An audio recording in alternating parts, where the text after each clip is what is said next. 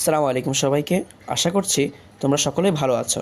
আজকে আমরা নবম দশম শ্রেণীর সাধারণ গণিতের 2.1-এর ঘ নম্বর অঙ্কটি সমাধান করতে যাচ্ছি।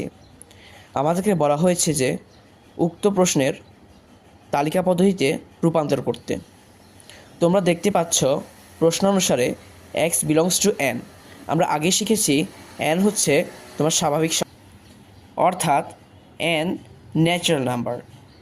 n সমান সমান 1 2 3 4 এইভাবে ইনফিনিটি। সুতরাং আমরা এখন সমাধানে যাব। n সমান 1 হলে x to the power cube 1 হয়, যা কিনা 25 থেকে ছোট, তাই আমাদের প্রশ্নানুসারে শর্ত পূরণ হয়নি এবং x to the power 4 is equal to 1ই আসে, যেটা কিনা 264 থেকে ছোট। এটি শর্ত পূরণ করেছে। n সমান 2 এক্স টু দি পাওয়ার কিউবের ক্ষেত্রে শর্ত পূরণ করেনি, কিন্তু এক্স টু দি পাওয়ার 4-এর ক্ষেত্রে শর্ত পূরণ করেছে। n সমান সমান 3 হলে সেটা এক্স টু দি পাওয়ার কিউবের ক্ষেত্রে যেমন শর্ত পূরণ করেছে, তেমন এক্স টু দি পাওয়ার 4-এর ক্ষেত্রে শর্ত পূরণ করেছে। অর্থাৎ আমরা n টু দি পাওয়ার 3-কে গ্রহণ করতে পারি। n সমান সমান 4 দিলে x two the power cube 64 আসে, যা কিনা 25 থেকে ছোট, এবং এক্স টু দি পাওয়ার 4 256 আসে, যা কিনা 264 থেকে ছোট, তাই এটাও শর্ত পূরণ করেছে।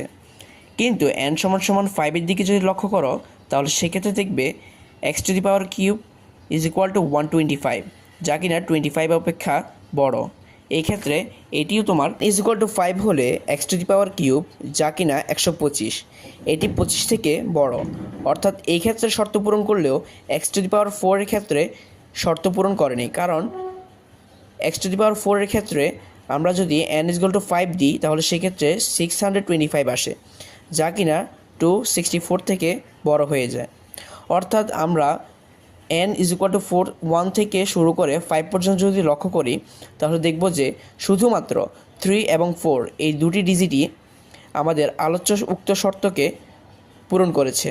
অর্থাৎ আমাদের প্রশ্নানুসারে এমন একটি তালিকা সেট গঠন করতে হবে যেটি কিনা x two the power cube হলে 25 থেকে বড় হবে, আর এক্স টু দি পাওয়ার 4 হলে একই সাথে 264 থেকে ছোট হবে। যেহেতু আমরা লক্ষ্য করতেই পারছি শুধুমাত্র 3 এবং 4 এই শর্তটি পূরণ করেছে, তাহলে নির্ণয় সমাধান হবে 3 এবং 4।